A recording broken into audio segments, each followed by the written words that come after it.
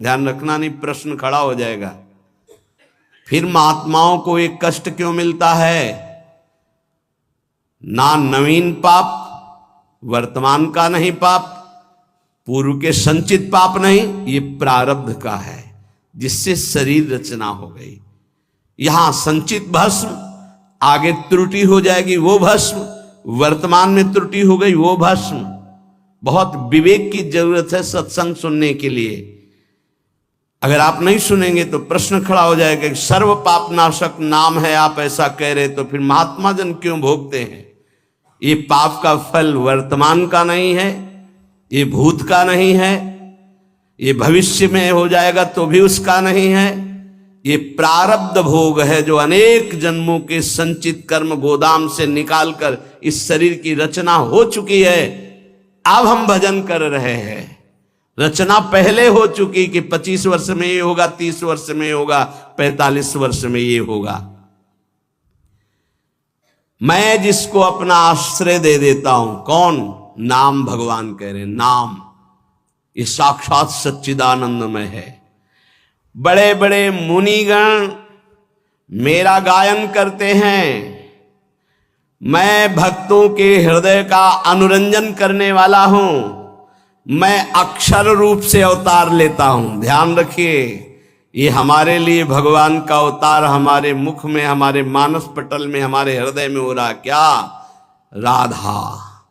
ये अक्षर अवतार है भगवान का। मैं अक्षरों की आकृति धारण करता हूं, जो मेरी शरण में आ जाता है मैं उसकी जय करा देता हूं। जिते विनायक शुभ अशुभ विघ्न करे नहीं कोई, विघ्न करे नहीं कोई, डरे कलिकाल कष्ट भय, हरे सकल संताप हरस हरिनाम जपत जय। पक्का ये सत्य है, ये वैभव संपन्न है, ये अकाल है। बोलते सिख भाई, जो बोले सो निहाल, सत्य श्री अकाल।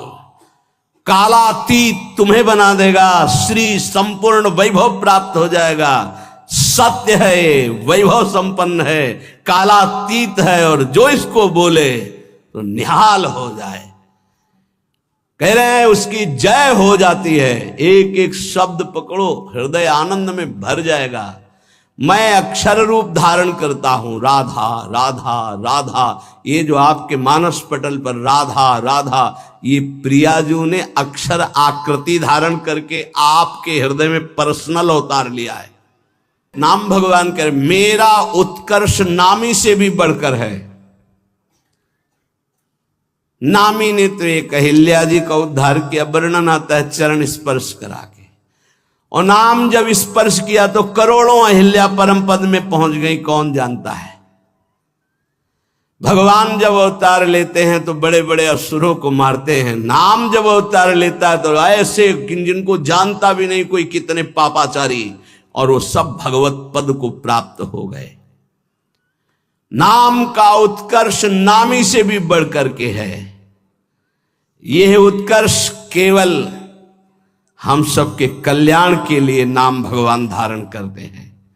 जो आदर पूर्वक नाम जप करता है उसकी तो बात ही क्या है। सादर सुमिरन जे नर कहें, गोपदीव भवसागर तरे। गाय के खुर के गड्ढे में जैसे जल भराओ तो पार होने में क्या देर लगती है, ऐसे भव समुद्र पार हो जाता है जो सादर नाम जप करता है। लेकिन यहां कह रहे हैं यदि अनादर पूर्वक भी जपे, उपहास करने के लिए, संकेत, या देखें भाई क्या होता है नाम जप करने से, आदि आदि, बहुत ऊंची बात लिखी। लिंग देह पर्यंत समस्त भयंकर पाप समूहों का समूल नाश करके भगवदाकार वृत्ति प्रकट कर देता है नाम। लिंग देह नष्ट होने का मतलब अगला जन्म अब नहीं होगा, उसी से होता है जो सूक्ष्म शरीर कहते हैं। खत्म खेल। नाम नामाकार वृत्ति, ये बहुत बढ़िया चांस है। जो रोज ये आपको सत्संग मिल रहा है आप पकड़ लीजिए, पकड़ लीजिए। अगर आप पकड़ लेंगे तो निहाल हो जाएंगे, इस बात को समझ लीजिए। न च नामाभाषः पापान्नेव दग्ध्वा निवर्तते अपितु स्वावाच्ये भक्तिं च प्रकाशयतीत्याह। नाम की तो बात जाने दो, नामाभाषी तुम्हारे पापों का सर्वनाश कर देता है। जैसे आप पूरा नाम कहना चाहते थे राम, लेकिन रा उच्चारण किया, मां नहीं कह पाए, शरीर छूट गया तो आपको भगवत प्राप्ति हो जाएगी। पूरा नाम उच्चारण करना चाहते थे राधा, पर रा उच्चारण हुआ, धा नहीं कर पाए और शरीर छूट गया, आपको भगवत प्राप्ति हो जाएगी। यदा भासोप्यद्युन कवलित भवध्वांत विभवो दृशम तत्वाधानामपि दिशति भक्ति प्रणयनीम जनस्तस्योदात्तं जगति भगवन् नाम तरणे कृतीते निर्वुक्तुम का इहि महिमानं प्रभवति। यदि जिह्वा से निकल रहा है राधा राधा राधा राम कृष्ण हरि जो नाम, बोले ये पाप ही केवल भस्म नहीं कर देता, पाप प्रवृत्ति को भस्म करके विशुद्ध भक्ति को प्रकाशित करता है। ये बहुत पाप की जड़ है पाप प्रवृत्ति, दुर्वासना मम सदा परिकर्षण, ये बहुत ऊंची अवस्था तक जाती है, चिंगारी रूप भगवत साक्षात्कार तक बनी रहती। ध्यान रखना, भगवत साक्षात्कार जब होता है तब बात खत्म हो जाती। मम दर्शन फल परम अनुपा जीव पाओ निज सहज स्वरूपा। ये छोटी मोटी साधना से दबते हैं, चिंगारी बनी रहती, घास फूस मिली, हवा अनुकूल पड़ी तो ज्वाला बन जाएगी। यदि आपकी जिह्वा पे नाम चल रहा है तो नाम सूर्य की तरह प्रकाश करता है अंदर। कोई आंधी तूफान किसी तरह बुझा नहीं सकता। ये आग नहीं है, ये सूर्य का तेज है। संसार में कौन ऐसा प्रवीण होगा जो नाम की संपूर्ण महिमा कहने में समर्थ हो? कहूं कहां लगी नाम बड़ाई, राम न सकही नाम गुण गाई। भगवान भी अपने नाम की महिमा का पूर्ण वर्णन नहीं कर सकते तो औरों की बात क्या। असमोर्ध महिमा आज तक कोई नाम की यथार्थ नहीं कह सका। 2000 जिह्वा वाले भगवान शेष जी महिमा का वर्णन करते करते पूर्ण आज भी नहीं कर पाए। कोई नहीं, ऐसा नाम का प्रभाव है कि कोई नहीं आज तक पूर्ण महिमा का वर्णन कर पाया। तत्व दृष्टि से जो विहीन जन हैं उनको भी तत्वबोध प्रदान करने वाली सामर्थ्य नाम में विराजमान है। अथैकांतिक भावो नोपासितम नाम भोगैक विनाश्यमपि प्रारब्धम विनय भोगाद विनाशयतीत्याह। यदि नाम जापक उपासक चाहे कि मुझे प्रारब्ध ना भोगना पड़े तो ये भी सामर्थ्य भजन में है कि प्रारब्ध नष्ट कर देगा, पर भगवत प्राप्ति में बाधा आ जाएगी। भगवत प्राप्ति में बाधा आ जाएगी। यहां ध्यान दीजिए, अगर किसी को ऐसा लगता हो कि भजनानंदी संतों को जो रोग आता है अगर भजन में दम हो तो मिटा दें, तो आप देख लीजिए शास्त्र प्रमाण। वो कह रहे अथैकांतिक भावे नोपासितम नाम भोगैक विनाश्यमपि प्रारब्धम विनय भोगाद विनाशयति। बिना भोगे प्रारब्ध का विनाश हो जाएगा भजन करने से। तो क्यों नहीं करते संत जन अपने प्रारब्ध का नाश? क्योंकि भगवत प्राप्ति में बाधा पड़ जाएगी। तो शरीर अविनाशी थोड़ी है। मानो कैंसर है, किडनी फेल है, ये है वो है, तो ये अपने समय तक के लिए है। जहां समय पूरा हुआ तो जिनकी किडनी ठीक है वो मरते नहीं है क्या? जिनको कैंसर नहीं वो मरते नहीं क्या? अरे बड़े स्वस्थ गाते बजाते चले जाते हैं। गाना बज रहा है, वो आगे गाड़ी में राधा वल्लभ श्री हरिवंश गए, समय है एक इसका, इसको ज्ञान होता है भक्त का। तो भक्त अपने भजन का प्रभाव प्रारब्ध नष्ट करने में नहीं करता, ध्यान रखना। नहीं तो शास्त्र आज्ञा करता है कि भोगैक विनाशमपि प्रारब्धम विनय भोगाद विनाशतीत्याह, बिना भोगे प्रारब्ध का नाश हो जाएगा। अभी तक सुनते रहे कि पूर्व पाप, संचित कर्म पाप और आगे वर्तमान में हो, ये सब अहम त्वाम सर्व पापेभ्यो मोक्षयिष्यामि मा शुचा, प्रारब्ध भोगना पड़ता है। तो अब यहां कह रहे हैं कि अगर नाम निष्ठा पूर्वक जपा जाए, अथैकांतिक, एकांतिक भाव, नाम के सिवा हमारे पास और कोई बल नहीं, कोई साधन नहीं। अथैकांतिक भावो नोपासितम नाम, जो भाव से नाम की उपासना करता है तो भोगैक विनाशमपि प्रारब्धम विनय भोगाद विनाशति त्याह, बिना भोगे प्रारब्ध का नाश हो जाएगा। जैसे श्रीधर बाबा हमको एक चरित्र सुनाए थे राधा कुंड के संत भगवान का, कि वो रोज सोहनी लगाते थे राधा कुंड में। कोई थूक दे कोई ऐसा तो उसे साफ करके राधा कुंड के जल से, कि हमारे प्रिया प्रीतम यहाँ विहरण करते हैं, और भिक्षान्न से उदर पोषण करते थे, खूब निरंतर नाम जप करते थे।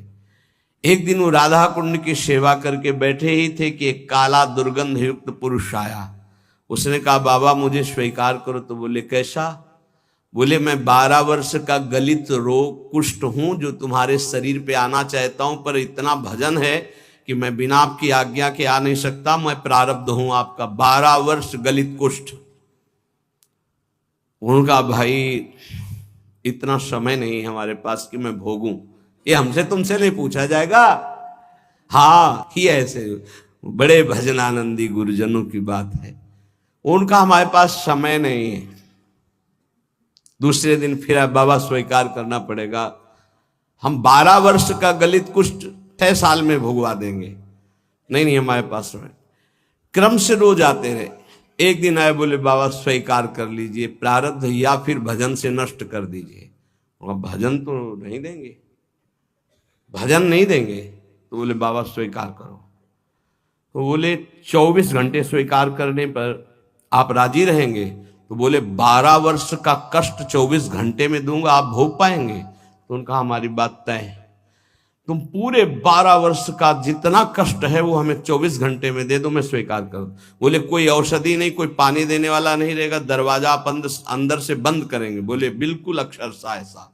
बाबा ने अपने शिष्यों से कहा दरवाजा बंद कर रहा हूं, आज इसी क्षण समय देख लीजिए, 24 घंटे तक कोई हमारे कमरे में नहीं आएगा, कोई विक्षेप नहीं पहुंचाएगा, हम खुद निकल आएंगे। जे ही का स्वीकार है, पूरा शरीर मवाद से युक्त हो गया, भीषण पीड़ा कराते रहे, हा कृष्ण, और 24 घंटे व्यतीत होने के बाद संपन्न हो गया। जब बाहर निकले तो तेजोमय स्वरूप ये उन्होंने प्रारब्ध भोगा, ना कि भजन दिया। यहां कह रहे कि अगर आप भजन बल से चाहें, देखो अगर किसी ने वस्त्र दे दिया, किसी ने भोजन दे दिया, किसी ने कुटिया बनवा दी, तो उसका प्रारब्ध लेकर भोग लेते हैं महापुरुष। फिर अपना प्रारब्ध कैसे छीड़ कर लेंगे? विचार करो, महापुरुषों में इतनी सामर्थ्य है, वो फिर अपना प्रारब्ध क्यों? उनको विशुद्ध ज्ञान है कि ये शरीर नाशवान है, हम भोग सकते हैं, ये नहीं भोग सकते हैं। पर कोई भी साधक चाहे तो प्रारब्ध का नाश कर सकता है, पर साधक वही जो चाह मिटाने के लिए भजन करता है, शरीर को सुख प्रदान करने के लिए नहीं। पर हमारे शास्त्र में सिद्धांत है, अथैकांतिक भावे नोपासितम नाम भोगैक विनाशमपि प्रारब्धम विनय भोगाद विनाशयति त्याह। एक बार भाई जी महाराज हरिद्वार में ऋषिकेश में बहुत ही हालत खराब थी, उठना बोलना बंद था, बड़े कष्ट में थे। इतने में श्री सीताराम ओंकारनाथ जी महाराज आ गए, बड़े सिद्ध महापुरुष थे। उन्होंने कहा कि कुछ मिनट भाई जी से वार्ता करनी है। तो उनका इस समय तो नहीं हो सकती, क्योंकि बहुत शिथिल और बहुत पीड़ा है। बोले आप सूचना दे दीजिए। तो भाई जी से कहा कि श्री सीताराम ओंकारनाथ जी महाराज पधारे हैं आपके दर्शन के लिए, कुछ संभाषण कर। ऐसे बैठ गए जिससे आराम से लेटे हो। कहाँ हैं? और गए और गंगा जी के किनारे चौकी पर बैठकर दोनों महापुरुष घंटों भगवत चर्चा हुई, और फिर आए और जे ही आके सैया पे लेटे, फिर वैसे ही क्या ये प्रारब्ध उनके ऊपर शासन कर रहा है? नहीं। बस यही भूल संसारियों से हो जाती है कि अगर भजन का ये परिणाम है कि दुख ना हो तो महात्मा को कष्ट क्यों है? नहीं, बिल्कुल कष्ट नहीं है, बिल्कुल कष्ट नहीं। तुम उसे नहीं जानते हो, तुम बाहरी ढांचे को कष्ट में देखकर कष्ट जानते हो। अगर तुम्हारे अंदर वो विवेक हो, वो सामर्थ्य हो, या कोई मशीन बनी हो, उनकी छाती में लगा के देख लो, ऐसा परमानंद विश्व में किसी को नहीं होगा जैसा भगवत भजन करने वाले को होता है। भोग के द्वारा ही प्रारब्ध का विनाश होता है, ऐसा शास्त्रों में पाया गया। पर नाम में इतनी सामर्थ्य है, प्रारब्ध कर्म भोगे बिना नष्ट हो जाएगा। नहीं तो प्रारब्ध बड़े बड़े तपस्वी ज्ञानियों भक्तों ने भी स्वीकार करके भोगा है। प्रारब्ध कर्म स्फुरण होके नष्ट हो जाएगा। स्फुरण स्वप्न में देखा आपने, 4 लोग आए, मार लाठी, आपको बहुत पीटा, आंख खुली, एक और डंडा ले लगे, प्रारब्ध भोग नष्ट हो गया। कुछ प्रारब्ध भोग भगवान भोगवा देते हैं और हजारों प्रारब्ध भोग कटवा देते हैं। हजारों प्रारब्ध भोग स्वप्न में कटवा देते हैं। विश्वास करना, भगवान बड़े लीला बिहारी हैं। अपने जनों के प्रारब्ध को बहुत मात्रा में जो लिखे हुए हैं उनको तो स्वप्न में कटवा देते हैं। कुछ ऐसे थोड़े देते हैं, और वो भी ऐसा मार होता है प्रारब्ध का भगवान के भक्तों का। जैसे कोई पड़ोसी से बालक कुछ बिगाड़ करके झगड़ा कर लिया, अब पड़ोसी मारने आ रहा है तो उसकी मैया बड़ी प्रवीण होती, दौड़ के जाती है, वो कहती है अरे रुको रुको, कहा था दुष्ट तू मानेगा नहीं। वो इतना गुस्सा करके ऊंचे हाथ उठा के, और हाथ पीठ में आते आते नरम पड़ गया, धीरे से लगा, फिर ऊपर उठा तो आसपास, अरे बहन जी रहने दीजिए, आप कहते हो तो हम मान जाते, नहीं हाथ तो इसकी खाल उधेड़ देती। ऐसा प्रारब्ध भोग भोगवाते भगवान। समझ पा रहे हो? हाथ बहुत ऊंचा उठा रही मैया, पर उसका लाला है इसलिए बहुत धीरे पड़ता है जाकर के। अगर पड़ोसी मारता तो भले हाथ ऊंचा ना उठता, लेकिन वो बहुत जोर का लगता। तो ऐसे ही प्रारब्ध पड़ोसी की तरह पिटाई करता है सबकी, लेकिन भक्तों के प्रति जब पिटाई होती तो मैया की तरह पिटाई होती। हाँ, जैसे कुम्हार नीचे हाथ लगा के ऊपर पिटाई करता है ना मटकी की, ऐसे भगवान आनंद सिंधु सत्य कह रहे हैं।